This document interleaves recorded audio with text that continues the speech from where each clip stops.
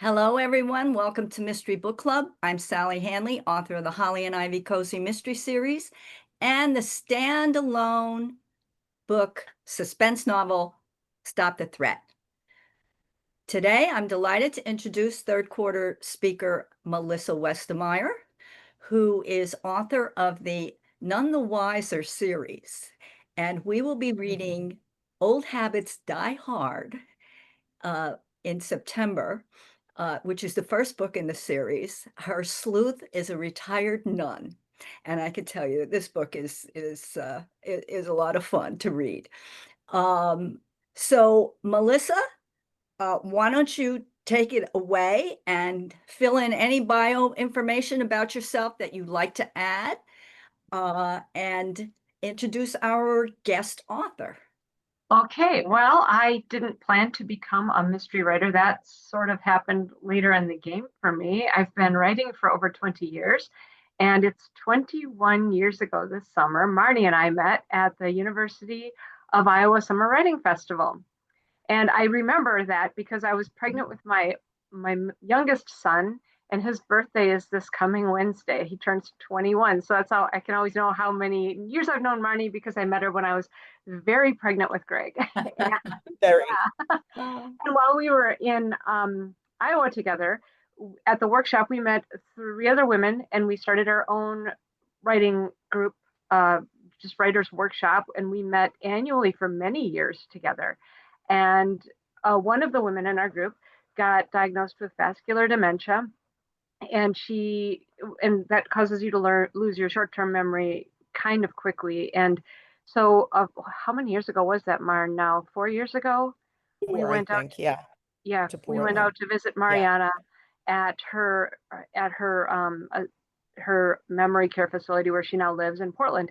And while we were out there, we asked, "What do you want to do while we're visiting you?" And she said, "Oh, I want to work on a new idea for a book." And so we took notes for her. And as we were leaving, Marni and I were having breakfast the day we were flying home. And I'm like, it's just such a great idea for a story. We should write it for her and get it published. That's a really long story. I won't bore you with the details here, but Marni was very instrumental in helping me get this book into print. And if you look at the title of Old Habits Die Hard, you'll see Mariana's name is also on the cover, sharing the credit because she came up with the nun and lots of other parts for the setup, which is pretty cool.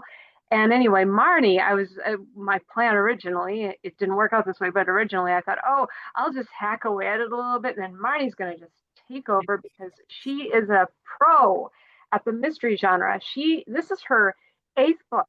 She has two series that she writes. Just for some background on Marni, her first series involves a woman named Nora who lives in England, in Oxford, England, and she writes children's books and she solves murders with a very sexy, at least he's sexy in my mind, PI or not private investigator. He's what would you say he is? A detective inspector? Yeah, in England, yes. And then her other series, yes, and the other series are the Trudy Genova's mysteries, and this is number 3 in that series.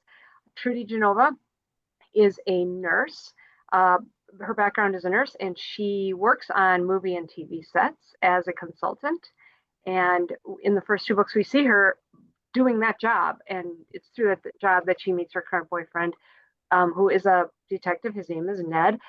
The first 2 books take place in New York City, which is pretty cool. And one thing to know about Marni's books, and you probably noticed this if you read this one, she has a stellar eye for creating setting details. So she just really puts you right there in that spot. And I want us to discuss the setting in Death in the Orchard because it takes place in upstate New York, not New York City. So Trudy's going back home to her childhood home, her stomping grounds of her youth. And that was, for me, besides the mystery being really good, one of the most charming parts about the book was how you kind of felt like you were on this, going back home journey. And I just got such a strong sense of this place and the people who inhabit it. And I found that particularly delightful.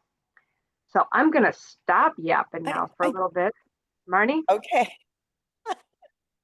Well, I just wanted to say, as far as the setting, that's planted in the first book in the series, right? I had established where she was from in upstate New York, and I chose an area I'd traveled to and been familiar with because my son used to be married to a woman from there. So we had visited it often, and I felt like it was a reasonable setting for a place.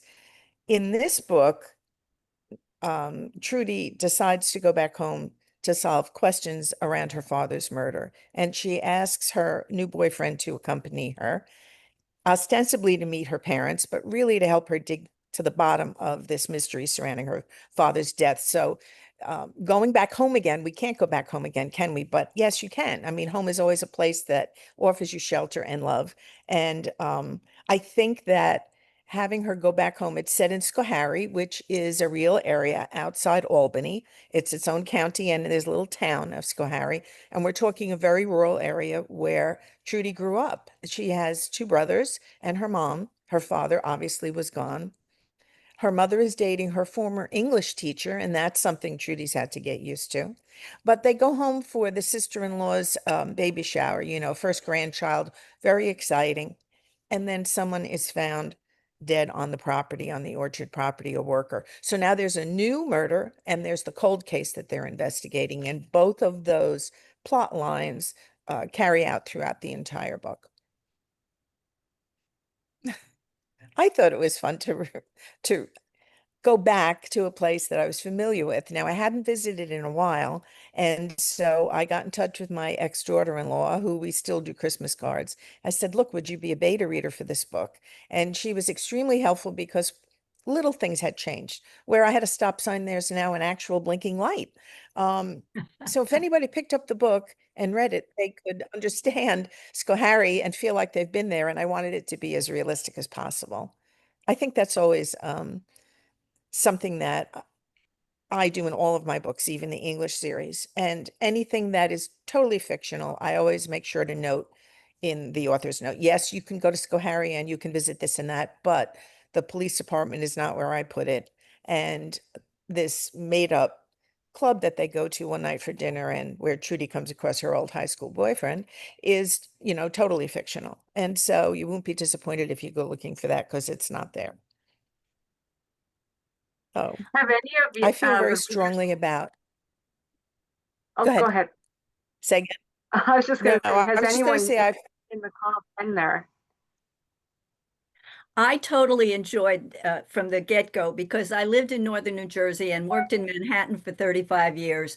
And I have a friend who lives up in Livingston Manor. So, the Catskills are kind of the Catskills, yes, right? exactly that area.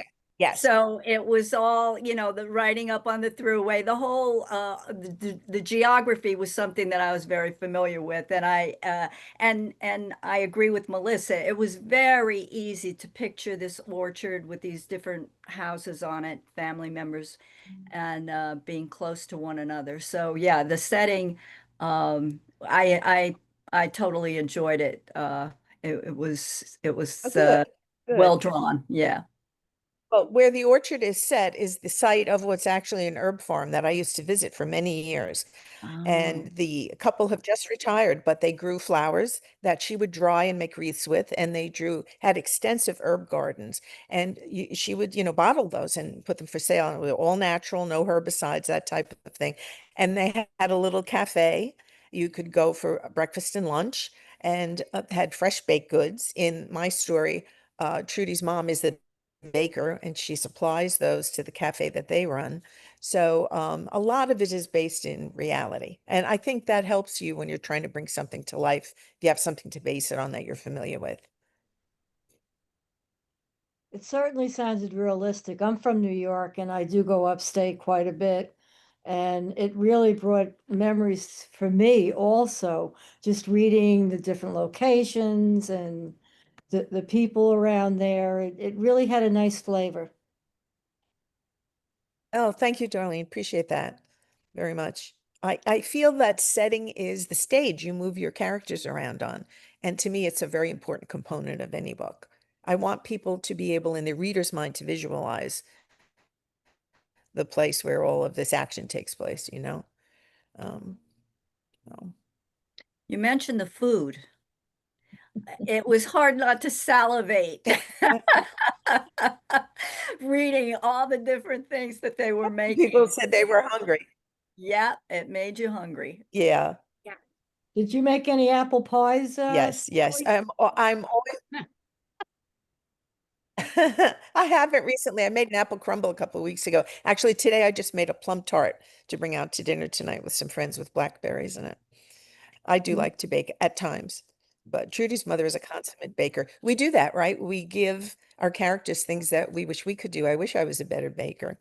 I gave her the ultimate baking kitchen, you know. That's the fun part of creating a fictional world, isn't it? I mean, you have that, Melissa, with the Abbey that you created. It was Oh, an yeah. old, you're right. And now, you know, it's a retirement home, right? Would you say? Mhm.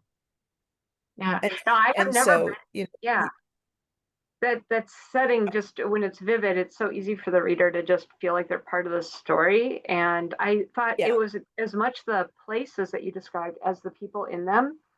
And that was, you just like the guy that owns that crazy hardware store, for example, with all this stuff. Oh, And and you have there's a yeah, butcher and there's a restaurant owner, and there was a right. full cast of characters populating the story, but very fun to meet each of them. And every single person had this context of how Trudy was familiar with them from growing up. And now she's re-entering this world as an adult who no longer lives there and is kind of Right. the crash of nostalgia and, modern, situation is sort of always come butting up against each other, and it's kind of fun to read. And I think that you know, hits her in the face sort of when she goes up to her old bedroom and her mother's made it a guest room and it looks totally different. And mother's assured her she has her personal things packed away in crates in the attic. But I mean, it's not set up for Trudy particularly anymore. It's set up for someone else who might stay over. And that is what happens, you know. She has Mhm. chosen to leave the family home and go to Manhattan. Everyone else has stayed there in this sort of nucleus of the orchard. Both her brothers work there. Her mother begs for it. It's the family business, and she's the one who left. And so coming home is a very different experience for her. Oh, yeah. So readers, which Talking which about setting a little characters bit start? more, Oh, go ahead. the Sorry. all of those places you mentioned. Go ahead. No, keep talking. No, I'd like to hear what readers have to say. I have a question or comment. Excuse me. What did you think of it, Patty? Well, I loved it. I found something different in it where it's done in third person, correct? But each person tells their own story and has their own part. And I've never Yeah, I seen usually do anybody the do it like that. I loved it. Judy scenes. Right. Yeah. It's tricky, I think. Oh, thank you. Thank you. I Harder to keep Trudy's voice is first person because I want you to be up and close and personal with her, but all the other characters are in third. Okay. How did I you liked it. how did you come up with that approach? Because that was very unique, I thought. At first, like you're reading along and then all of a sudden I realized, wait, what just happened here? There was like the shift into that other into first person. So how did you arrive at that? Because I don't imagine that that's an easy thing to do. No. Marnie, how did you come up with that You shifting know, to when I first? wrote the first draft, it was all in third person. And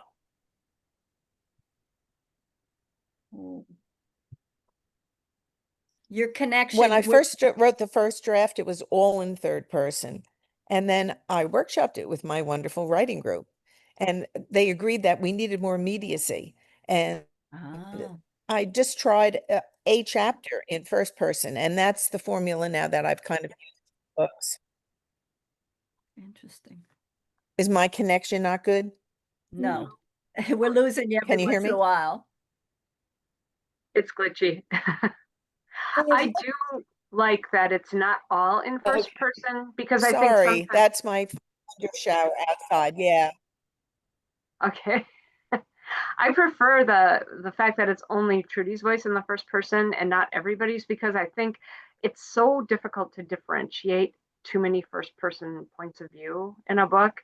So I think it's wise to limit that use if you're going to have multiple points of view, to only have one person be the I, because getting them to sound different, I think, is so difficult. And when when a writer doesn't make them sound different, the reader gets confused awfully quickly, right? Exactly. I just thought it Yeah, I was so agree. And I think that unusual. there's also first person gives you the immediacy in it. So it makes the reader very aware that the focus is Trudy. She's the main character in the story. Patty, what were you going to say? I was gonna Okay, say, well, I'm I glad you just liked it found very it much. so I think it gives you unusual. an, But I loved it. I just loved it. I've never read a book like that before.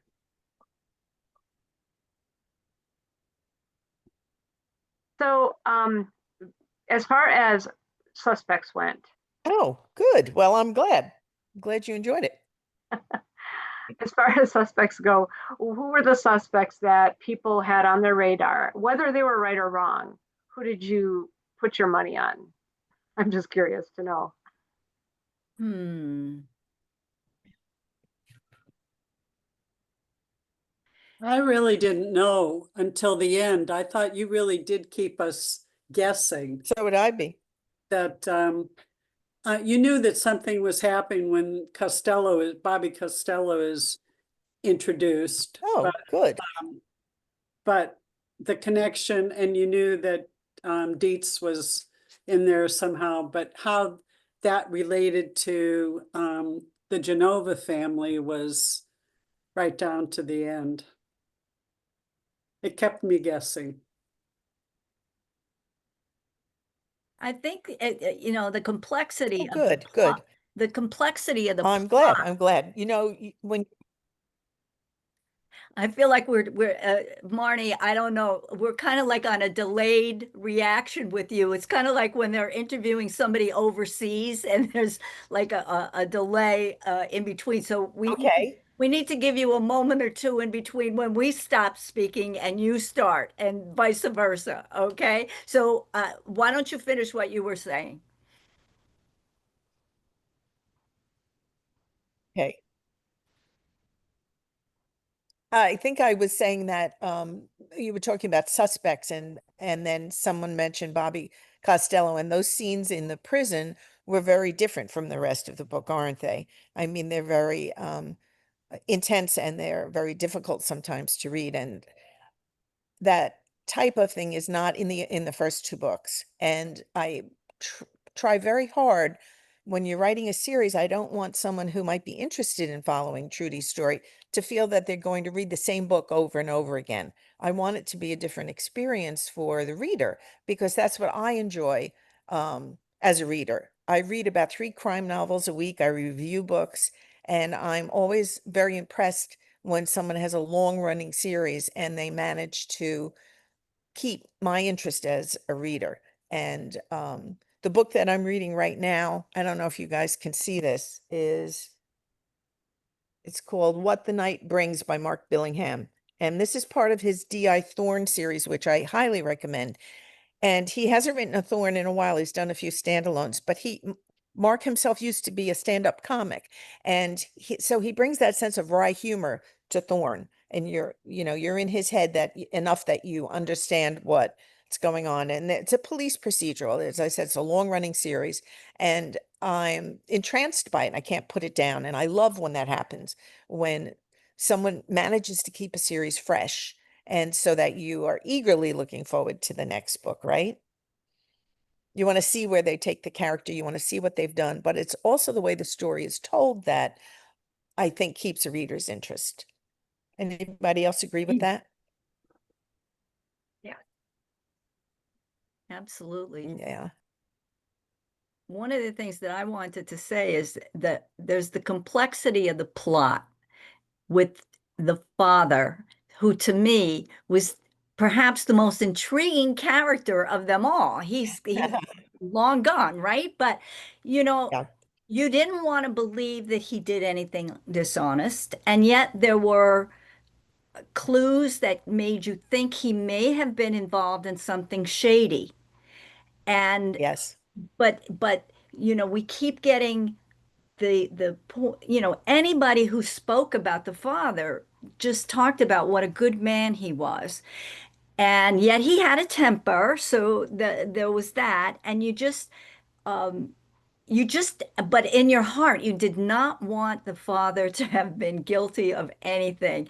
And so the end was so um, gratifying because, you know how relieved the family was, because that also Yes. created the conflict between Trudy and her older brother, who, you kind of think that he was worried, especially since all the responsibility for the orchard then fell on his shoulders when the father was murdered. Um, Yeah. he maybe harbored doubts about the father and resentments that he had to become the center of the man in the family, Right. when the father might have done something, and nobody really wanted to allow themselves to believe that. So to me, the father really was the most interesting character of them all.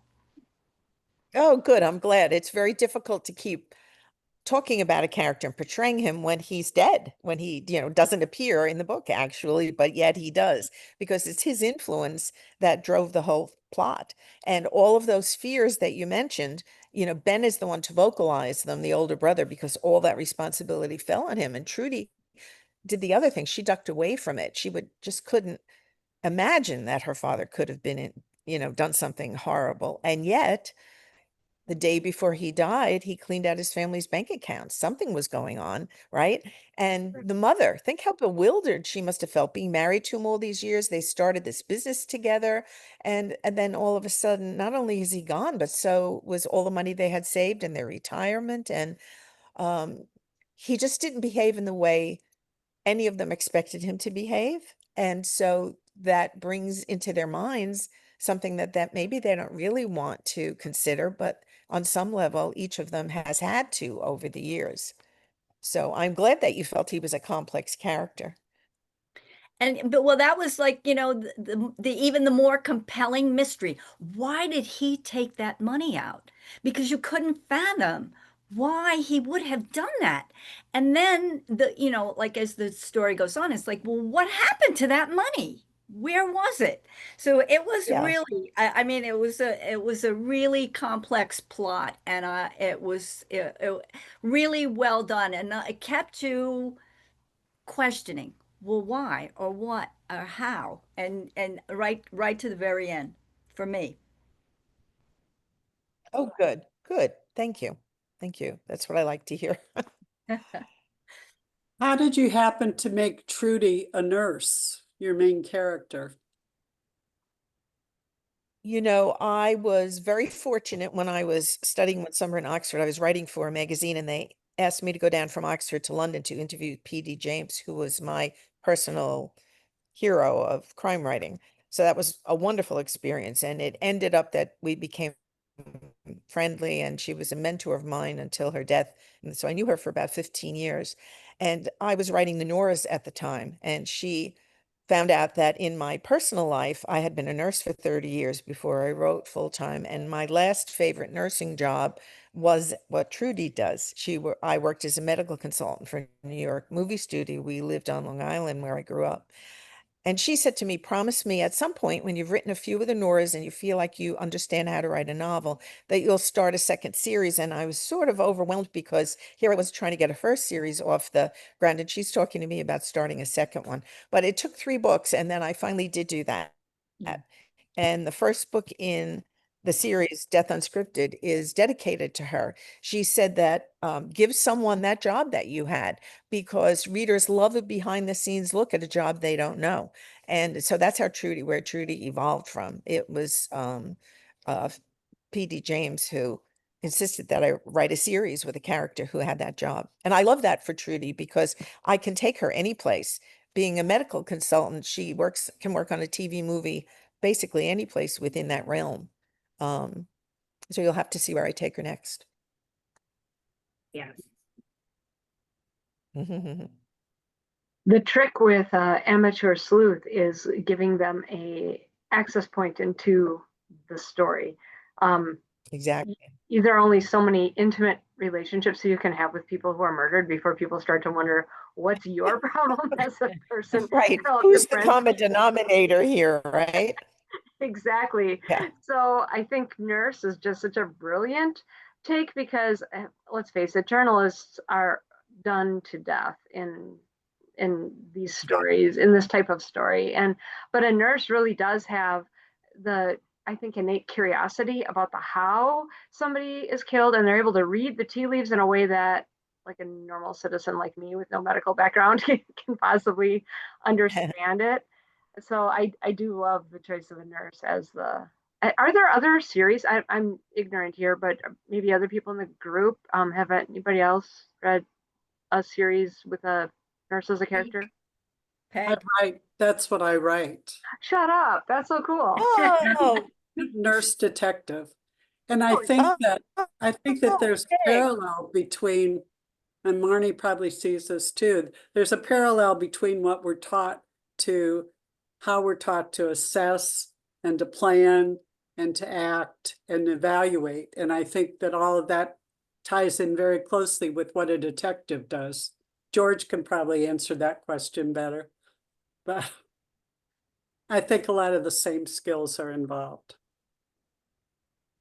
Well, I agree, Peg, and I think that Trudy says that, to Ned, the detective. She says to him, "I know human nature. I've seen people at their worst, and I'm very aware of facets." And also, she's a list maker. We talk about being organized and having a goal in mind, and all of that preparation that stays with you when you're a nurse. I still write lists. There's always things that have to be done, and so you understand that, Peg. And so I think that um, groundwork you were talking about, Mel, lends itself actually quite well. So now I'm going to have to read your books, Peg. Please. What I are would your books? Nick? recommend it. I just finished one of your books. It was very good. Your first one. I Oh, enjoyed it. Oh, thank you. got to start a series with the first, right? I Yes. did, well, Yes. the first three are young adult. So it's, Oh no, that wasn't a young adult one. Never mind.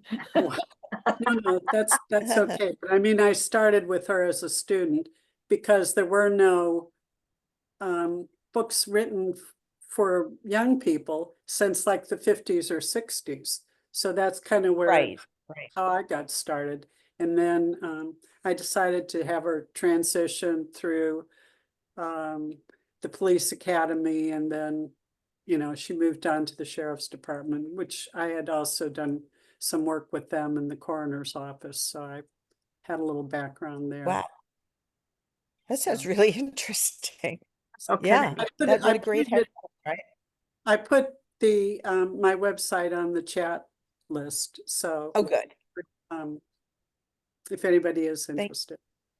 And I can testify to the fact that her newly minted audiobooks are quite good. She has recorded them herself, and the narration is great.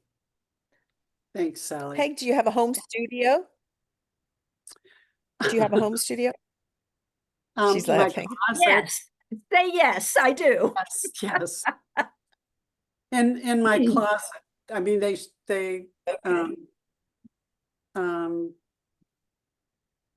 well, they recommend, if you don't have an actual studio, to go into some place that's basically soundproof. And that if you go in a closet, all your clothes will absorb that extra sound. And so, Oh, that's good. yeah. Soundproofing. Yeah. I mean, that's So, great. thank you. And, Right. So question for the and no group. one's looking at the background. Yeah. So a question for the group. Your favorite red herring in the mystery? Anybody have a favorite red herring? Hmm. I think Dietz was. He definitely sort of threw things off, and then you had to figure out what happened to him. you know, that's what I say. So, What did you think of him as a character, Patty? I thought that he was kind of I felt kind of bad for him because his father thought he needed to do much more. And but then I thought he's really going about it the wrong way. I felt bad that he Right. got murdered so young, I guess, you know. I felt bad Yeah. for him. Yes. Yes. Yeah. Yeah. Those scenes at his home when Trudy and her brother go to kind Yeah, of give their condolences, and the father is, threatening to sue him because his son was right. murdered on their property. I mean, you just see the arrogance of that person he'd grown up with and the pressure he must have been under in law school to perform and to please his father. And, so he's made bad choices. And then unfortunately, instead of staying straight and narrow when he got off the drugs, he ended up with Bobby Costello as a, Right. bunkmate and stayed on that negative path. Yeah. I mean, it's all about choices, isn't it? Yeah. You kind of like that Robert Frost, which road do you take? Yeah. You could totally see him having a different type of future if he hadn't had Bobby Costello as a bunkmate and listened to him, gone along with him. I, Yeah. I didn't like him as a person. I liked the brother. Mm. Brother was an The young interesting, brother. Yes. but I thought he was an opportunist, the other guy, and he would have fallen somewhere along the line. He was not slated for upward mobility, let's put it that way. His Well personality said. had a weakness to it, right? Love it, Darlene. Right. Yeah, Well, the younger brother was a sympathetic character, and just when you thought he was going to give her what she needed to solve the case, Oh, he yeah. backs away, and he was conflicted, of course. But you really felt sorry for him because no matter what he did, he wasn't going to measure up to the brother who was the screw up. So Yeah. how awful is Yes. that? Yeah. Yeah. and it was a Good. bit of I'm glad you a felt parallel between the little brother and Trudy, both kind of looking at this person that they admire who has fallen from grace and like, do Yeah. I want to find out the truth? Because if I do, and it's even worse than what I know, like there's that possibility for both of them in not really wanting to learn. On the Yeah, one hand, it's an you might ambivalence center there. them. Yeah. Yeah, right. I mean, I think that ambivalence in both of their characters is very realistic. Isn't that how people are sometimes? I mean, Mhm. she's desperate to know the truth, but she's very aware it might impact her family. How are they going to react? And how is she going to react? She's got wonderful memories of her father, and he wasn't perfect. He wasn't a saint, and she says that to Ned. I mean, what parent is? Um, when you're writing these characters, you try to make them appear well-rounded, and they have flaws. We all have flaws, but she still loved him. And for her, she needed to know what had really happened. And that's what sort of drives the story forward, I think. But that same ambivalence is in the younger brother. You're right, Melissa. He, on one hand, he hero worshipped his brother, and then look what his brother did and how he ended up. So he tries to be supportive. He knows he screwed up. But on the other hand, does he want to be like him? Would he make those choices? I don't know. You know, he's still living in that household. He's still got that pressure. But somehow or other, I think if I had to extrapolate for that younger brother, I think he would come out better because I think he would be very cognizant of the poor choices his brother made and Yeah. not make them. But that's just my hope for him. After a while, these people start to become real to you, and you're thinking, Yeah. okay, the book ends, but does he still continue having a life after the book? I would actually like to Right? see another book of yours somehow tied in. Really? He has an interesting Oh, that's an personality, and the fact thought. that he did the right thing at the end, even though it cost him the Yeah. reputation, his family in some ways, he still moved forward. I would like to see him. I mean, he's going to college. What does he become? Where he could go anywhere at this point. You know, And- I'm writing that down, Darlene, for the next Trudy.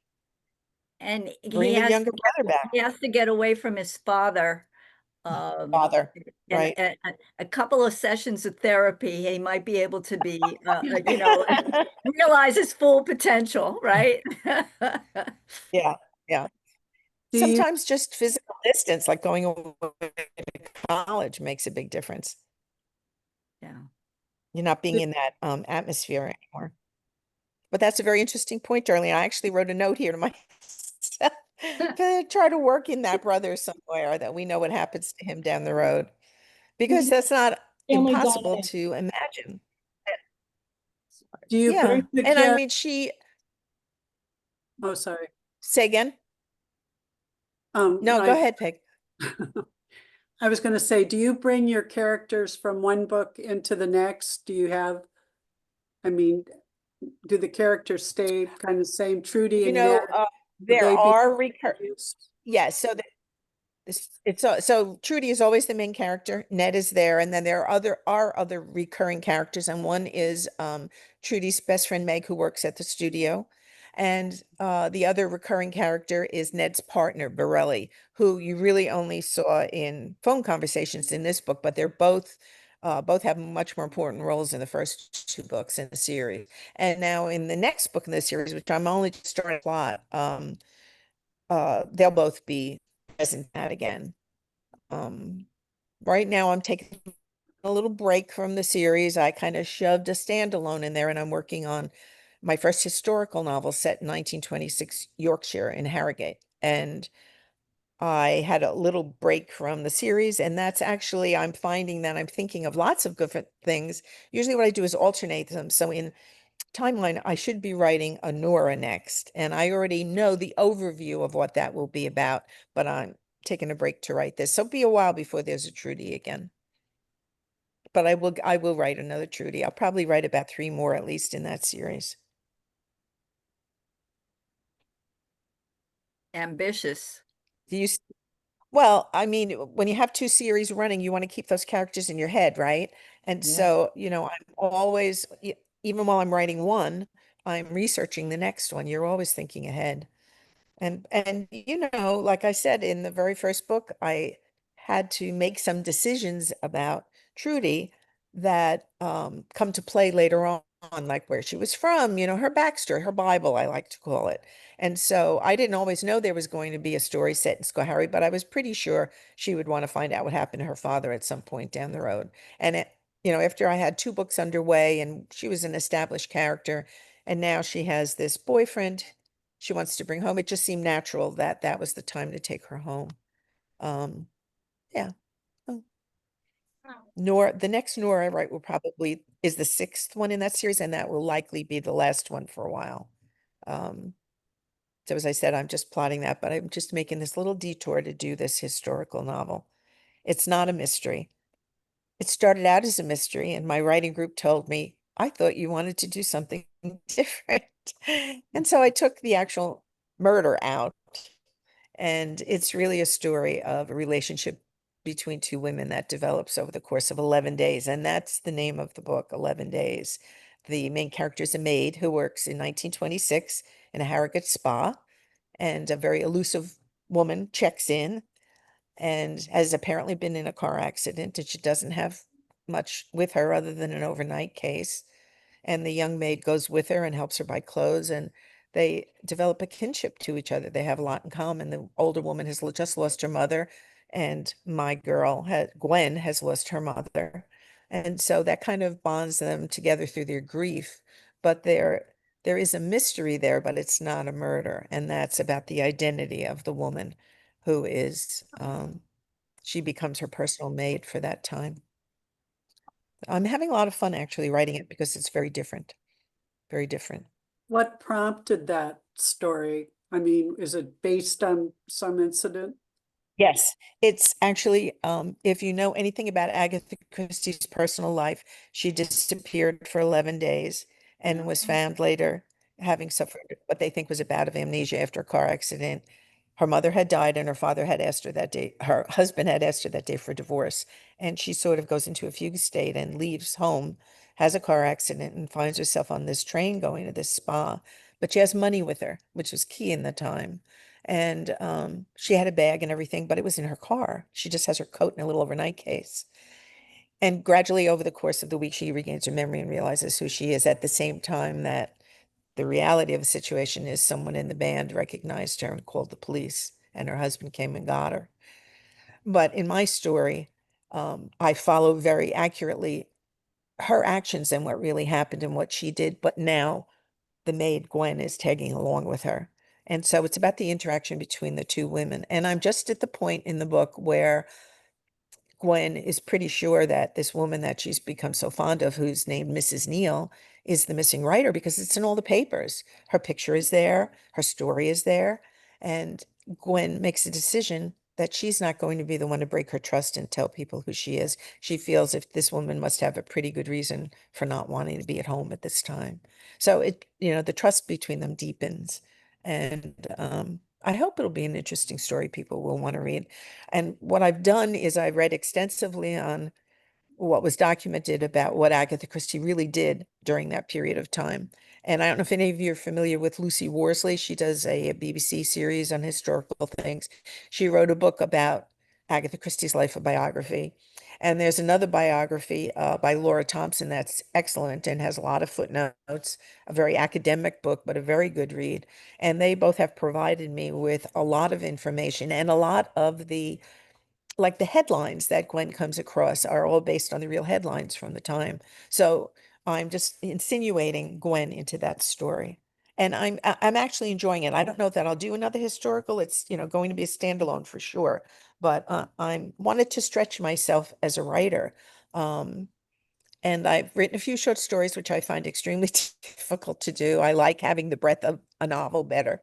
And so I just finished one of those for the Malice anthology, and I've had a few of those published. So I just felt, let me turn in another direction. I'd written screenplays in the past. I've written a lot of poetry. I tried my hand at a lot of different things, and I sort of found my home with the crime novels. And that's what I like to read. And so that's what I'm writing. But this standalone just kind of called to me. And that era and Agatha Christie, she was a big influence on me when I was young, reading her. All the Golden Age writers were. But her story of that missing period, which she never spoke about after the incident, has always intrigued me. So that's what I drew have a me to it. question. I have a question. Sure. Do you find it easier to write just a straightforward story, easier than writing a mystery? No. Oh, Oh, no, I don't. No, I don't. I find a mystery easier, but maybe that's because there are certain conventions of the genre that your reader expects. And so you have to make sure that they're like the red herrings and, things like that. And so that gives you not a comfort, but it gives you sort of a framework, like a clothesline. I start my mysteries always with the end. I know who died and who did it. And only in 8 books, I've only changed who did it once halfway through. But that also gives me a clothesline to work toward the ending. But when you're writing this sort of free book, again, I have this framework for me of what really Agatha Christie did for those 11 days. And I'm insinuating my gal into it. But it's a very different process. And that's why I think I um, find short stories very difficult to write because I really enjoy character development, setting development, and you don't have that much of a luxury in a short story. It has to be about one thing. Very good short story writer Barbara Goffman, who's won a lot of awards. She edited the very first story I had published, and I had tried my hand before writing a few of them, but to me, they weren't successful. Those are the ones that are in a draw. But this one she edited, and she kept saying to me, you can't go here and you can't go there. A short story is about just one thing. She said, picture it like a photograph of this event. It's like a snapshot of a moment in time. Whereas with a novel, you have that breadth and that luxury of however long your book lasts to develop the setting and the character and the plot. So to me, they're very, very different things. And this one, not having that murder in there changes it. The only mystery is the identity of this woman, which clearly isn't such a mystery after all. Interesting. So Yeah, speaking of I think sprawling if you, plot and how, because you're a girl, Marnie, who just loves to like throw in the characters, the development, the subplots, and this book was abundant in subplot action. And I just was curious, were there favorites of anybody sitting in this chat who had a subplot that you're like, I just loved that, just made me happy? Well, I love that the guy who dumped her in high school didn't get her the second time around. I All They right. can never go back. right, Generally, that's sort of what that is, right? Yes. And that's the name of actually my very first boyfriend in high school, my very first kiss. I gave him that name. But yes, that, and it doesn't hurt to have a little jealousy, Trudy and Ned's relationship is quite new. And so he's appeared in the first book and they sort of were at loggerheads. And by the second book, they're dating and he's fond of her.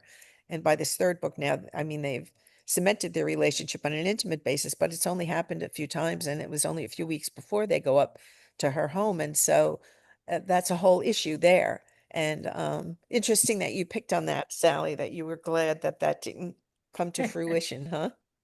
Yeah. Mhm. Oh. Especially since, she had these conflicting feelings about him, when his name got Yeah, mentioned, it was like, uh-oh, there's a story there, and not having right. read the previous novels, I didn't know any of the that. So, yeah, and then when it turns out, then when she hears that he's divorced, then you go, uh-oh, because you Right. really like Could it there to be be something? you really like the detective and you just don't want him to get hurt. You get protective of Right. him. So yeah, so and it was very satisfying because she got dumped and he did too. good. Uh, Good. I'm glad. That was a good question, Melissa. I liked the baby being born. I liked the pregnancy and people don't do that very much in a book. I realized while I was reading this book, I'm like, nobody has a pregnant woman having a baby and adding to the family, and just sort of that whole dynamic of everybody coming together for the baby shower and the anticipation, the excitement, everybody pitching in to create the nursery space and all of that. I Yeah. loved that. You don't see Yeah. new babies coming into stories very much, or are more interested in killing people, so whatever. But That's true. That's that true. was one But of the those are the parts surprises. of But everyday still, life yeah, that people cope with and that get excited over. And, there's a parallel there with the murder of the father. And now there's a new, and it's obviously going to be a little boy. So it's going to be born. So not that he's going to replace him by any means, but we're going to add a boy to that family that when one was carrying on that lost. family name, and two, I think in real life, like you look at your calendar, what is on it? Oh, somebody's birthday, an anniversary, a graduation, a wedding, and but then we write these stories, and none of those things tend to happen. I think I'm guilty of it anyway. I Maybe know other those. people are better than me at that, but I just think like I love seeing that because oh yeah, they're real and they Good. have like it makes their world and their life experience bigger when you include those like normal everyday Those things life like experiences. your baby. Yeah. Yeah. Yeah. Yeah. Those, And I thought those the events. Winnie the Pooh themed party just with the honey and all that, I just liked it. So Good. Good. did anyone I'm else glad. have like a subplot that just made them happy?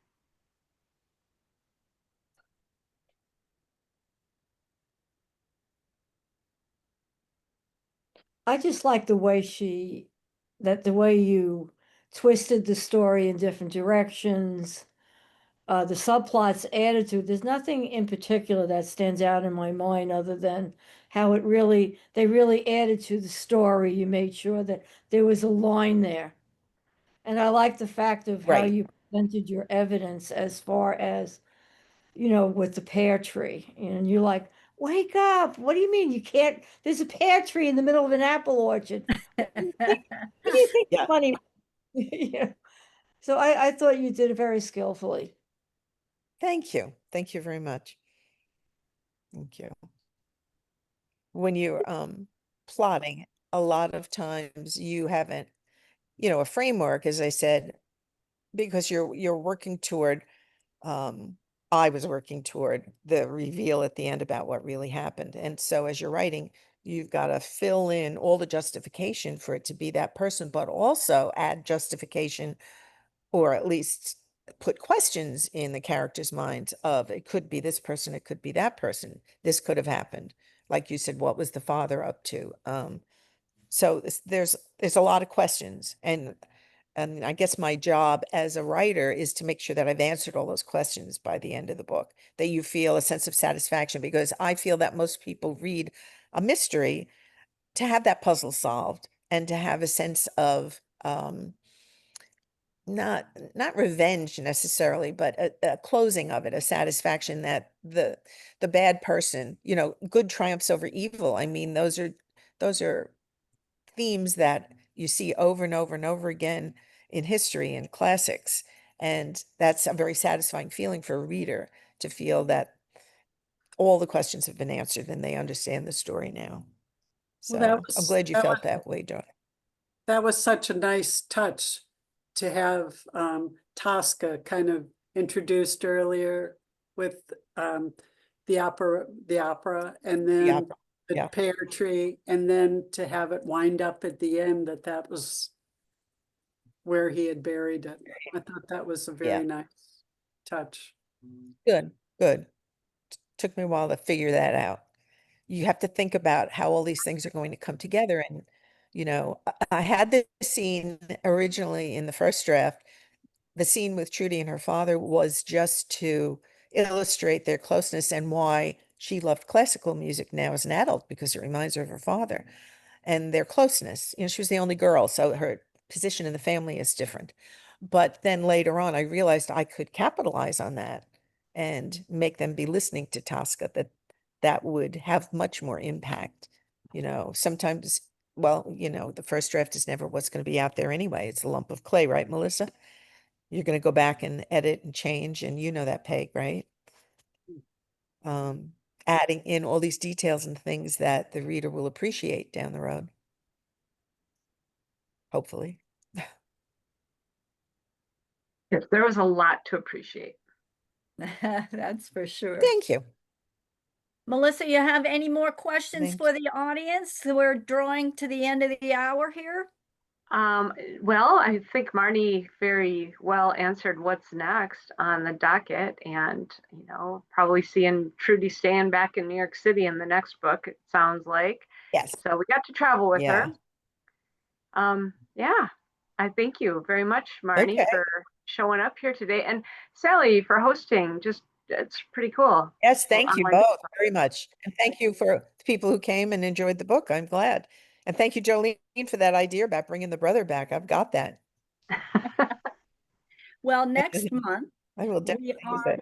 I am going to be the substitute moderator. Melissa had a conflict, and I have read a book that I think is so fantastic. I really wanted to jump in with it. It's a book by a Southern author named David Joy called Those We Thought We Knew.